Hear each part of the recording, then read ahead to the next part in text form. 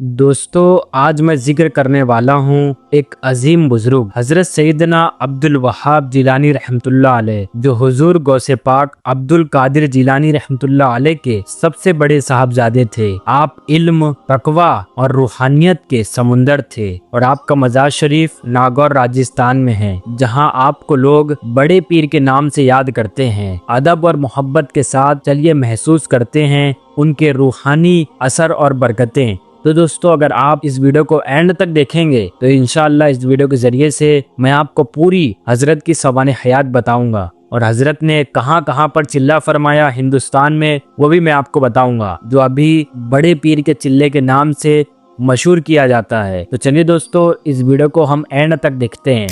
अस्सलाम वालेकुम नाजरीन, मैं हूं नसीम रज़ा कादरी और माशाल्लाह मैं मौजूद हूं नागौर की एक बड़ी दरगाह में, जिसे कहा जाता है दोस्तों यहाँ पर आराम फरमा रहे हैं गौसे पाक रज़ी अल्लाह तआला अन्हु के बड़े साहबजादे।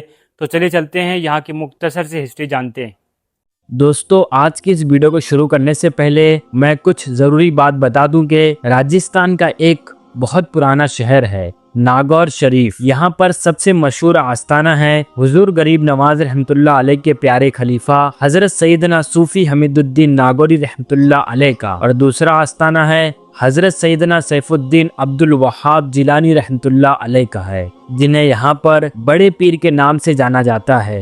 ये हजरत अब्दुल वहाब जिलानी रहमतुल्लाह अलैह हुजूर गौसे पाक रहमतुल्लाह अलैह के सबसे बड़े साहबजादे हैं। इसी बात को तमाम मौरखीन ने लिखा है। अब दूसरी बात यह है कि सीरत की किताबों में और तारीख की किताबों में बहुत से इख्तलाफात पाया जाता है कि हजरत सैयदना सैफुद्दीन अब्दुल्ला वहाब जिलानी रहमतुल्लाह अलैह का आस्थाना कहाँ पर है। बाज़ किताबों में लिखा गया है कि इनका मज़ार शरीफ बगदाद शरीफ में है, और कुछ मुसन्निफ ने अपनी किताब में इस बात को साबित किया है कि हजरत अब्दुल वहाब जिलानी रहमतुल्लाह अलैह का आस्थाना हिंदुस्तान में मौजूद है और आप हिंदुस्तान तशरीफ लाए थे और उनकी आखिरी आरामगाह शहर नागौर में ही हुई। जो लोग इनका मज़ार शरीफ बगदाद शरीफ में होना मानते हैं उनके पास अपने दलाइल हैं, और जो लोग नागौर शरीफ में होना मांगते हैं उनके पास अपने दलाइल हैं। उन सब को यहाँ पर बयान करना मुमकिन भी नहीं है। सिर्फ एक बात यहाँ पर अर्ज कर दूं, हिजरी 1191 में बगदाद शरीफ के सज्जादा नशीन हिंदुस्तान आए थे और उन्होंने नागौर शरीफ में हजरत सैयदना सैफुद्दीन अब्दुल्ला वहाब जिलानी रहमतुल्लाह अलैह की दरगाह पर हाजिरी दी थी, और उन्होंने एक तहरीर पर लिख कर दी के जो आज भी दरगाह शरीफ के हिस्से में मौजूद है। उन्होंने लिखा कि बगदाद शरीफ में सभी लोग जानते हैं कि हमारे दादा हजरत अब्दुल वहाब जिलानी रहमतुल्लाह अलैह हिंदुस्तान नागौर शरीफ में आराम फरमा रहे हैं, और ये फकीर भी अपने दादा के मज़ार शरीफ की जियारत के घर से आया था और उन्होंने बहुत सी बातें लिखी है, लेकिन खुलासा ये था कि ये मज़ार शरीफ हजरत अब्दुल वहाब जिलानी रहमतुल्लाह अलैह की है।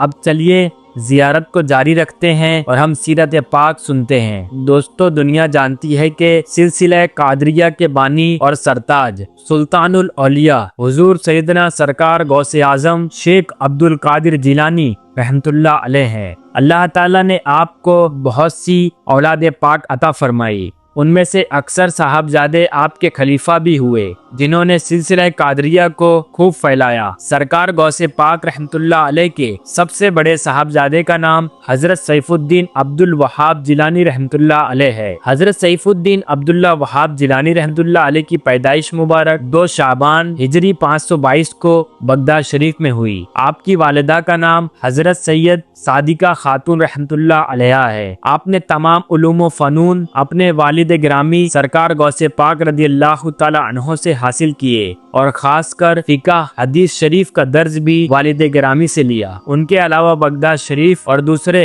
बड़े बड़े उलमा कराम से भी आपने तालीम हासिल की, लेकिन आपके वालिद ग्रामी की खास नजर आप पर थी। उनकी तवज्जो की बरकत से ही आप अपने जमाने में तमाम उलमा कराम से मुमताज और नुमाया नजर आते थे। जब इल्म ज़ाहिरी को मुकम्मल तरीके से हासिल कर लिया तो वालिद माजिद के मदरसे में दर्स देना शुरू कर दिया। दोस्तों, अब ये बात है कि आप हिंदुस्तान कैसे तशरीफ लाए। आपके हिंदुस्तान आने का वाकया मौरखीन लिखते हैं कि हजरत ख्वाजा गरीब नवाज रहमतुल्लाह अलैह जब मदीना शरीफ से हिंदुस्तान आने के लिए रवाना हुए तो बगदाद शरीफ से होते हुए तशरीफ लाए थे, اور یہی بغداد شریف میں حضرت سیف الدین عبداللہ وہاب جیلانی رحمۃ اللہ علیہ بھی سرکار غریب نواز رحمۃ اللہ علیہ کے ساتھ ہندوستان آنے کے لیے روانہ ہوئے۔ آپ کے ساتھ آپ کی بیوی صاحبہ حضرت سیدہ عائشہ رحمۃ اللہ علیہا اور آپ کے خادم حضرت مظفر بھی تھے۔ سرکار غریب نواز رحمۃ اللہ علیہ کے ساتھ ہی آپ ہندوستان تشریف لائے اور اجمیر شریف آنے کے بعد 6 مہینے تک غریب نواز رحمۃ اللہ علیہ کے ساتھ رہ کر دین کی خدمت کرتے رہے۔ اسی دوران تارا گڑھ کی پہاڑی جاتے ہوئے راستے میں حضرت عبد الوہاب جیلانی رحمۃ اللہ علیہ نے چلہ بھی فرمایا تھا، اسی لیے اس چلے کو پیران پیر کے چلے کے نام سے یاد کرتے ہیں اور جانتے ہیں۔ حضرت سیف الدین عبداللہ وہاب جیلانی رحمۃ اللہ علیہ 6 مہینے تک سرکار غریب نواز رحمۃ اللہ علیہ کے ساتھ رہے، پھر غریب نواز کی اجازت لے کر اجمیر شریف سے ناگور کے لیے روانہ ہوئے۔ میڑا سے ہو کر آپ کی بیوی صاحبہ اور آپ کے خادم کے ساتھ ناگور پہنچے۔ اس زمانے میں ناگور آباد نہیں تھا اور وہ جنگل جو تھا وہ سوالیک کے نام سے جانا جاتا ہے۔ تو دوستو اس ویڈیو میں اتنا ہی، انشاءاللہ میں پارٹ 2 میں اور بھی معلومات دوں گا آپ رحمۃ اللہ علیہ کی، جب آپ یہاں پر آئے تو کون کون سی کرامتیں ظاہر ہوئی، انشاءاللہ میں وہ پوری معلومات آپ کو دوسرے ویڈیو میں بتاؤں گا۔ تو دوستو اگر آپ کو یہ میرا ویڈیو پسند آیا ہو تو ویڈیو کو لائک کریں، شیئر کریں، اور اگر آپ نے ابھی تک میرا چینل سبسکرائب نہ کیا ہو تو چینل کو سبسکرائب کر دیں۔ آخر میں یہی دعا کہ جتنے لوگ بھی ویڈیو کے ذریعے سے زیارت کر رہے ہیں، اللہ تعالیٰ سب کو سلامت رکھے اور سب کو اسی سال بغداد معلیٰ کی حاضری نصیب عطا فرمائے۔ دوستو آپ کو یہ ویڈیو میرا کیسا لگا مجھے کمنٹس میں ضرور بتائیں اور ایک محبت بھرا کمنٹس ضرور کریں۔ اللہ حافظ، دعا میں ضرور یاد رکھیں۔